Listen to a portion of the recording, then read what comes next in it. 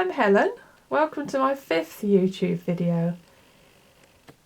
Today we're going to prove the cosine rule using the trig ratios that we use for right angled triangles. So here is the cosine rule.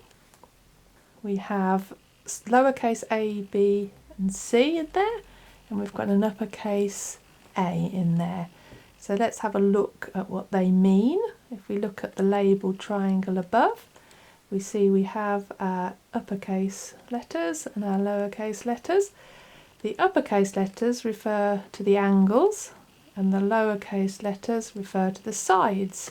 Notice that angle A is opposite side A, angle B is opposite side B, and angle C is opposite side C. So our first step on the proof is to drop a perpendicular line, so a line that's at right angles to the base, so that we've created two right angle triangles and can therefore use our usual trig ratios. Okay, so we're going to, first of all, we're going to relabel the base to include an x value, because we want to separate the base into two separate lengths so that they feature in each of these right angle triangles. Right, so let's move this out of the way. So we're labelling our perpendicular line as H. We're going to now focus on both of the triangles, and then we're going to aim to eliminate H. Okay, let's start off with the left hand side. We've got H squared plus x squared equals b squared. That's for the left hand side using Pythagoras' theorem. And because we know we're going to eventually eliminate H, let's rearrange this to make H the subject.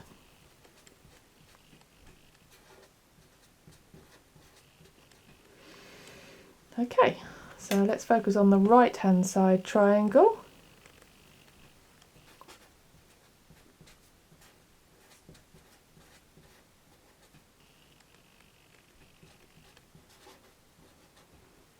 Okay, and because we know we're going to be eliminating H by equating these two equations, we'll rearrange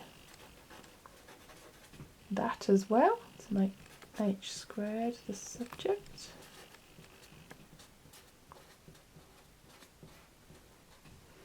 Okay, so we'll call that equation 1 and we'll call that equation 2. So now we're going to equate equation 1 and equation 2. So as H squared equals b squared minus x squared and H squared equals that, we can say that b squared minus x squared equals that. So let's do that.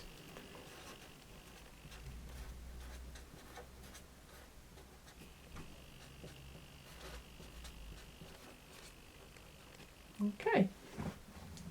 Now, we need to be careful with this bracket. This bracket is squared, but the whole thing is being subtracted. So let's square it before we subtract.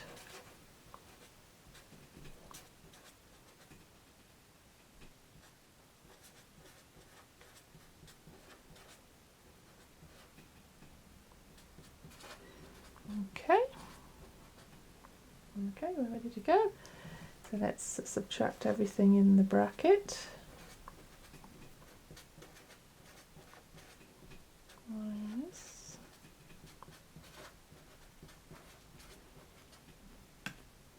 Okay, so if we add x squared to both sides, you can see we get rid of those x squareds. So that's a help. So let's have a look at the original cosine rule which we're proving. We can see that it starts a squared, so we need to keep a squared on this side and put everything on the right hand side. do that. A squared equals that b squared. Add c squared to both sides. Subtract 2cx from both sides. And here we have, not quite the cosine rule, but getting there. So we see that this x, we don't want this x just there, we'd rather it be that. So let's think about x within this triangle.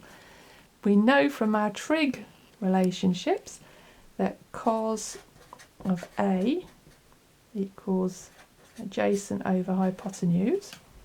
So x equals b times cos A in this case. So if we substitute all the x equals into this equation to eliminate x, that should get us where we want to go. So a squared equals b squared plus c squared minus 2, and then we've got b c cos A. And we have the cosine rule. We've proved the cosine rule. I hope you found that helpful, and good luck with your cosine work. Thank you for watching.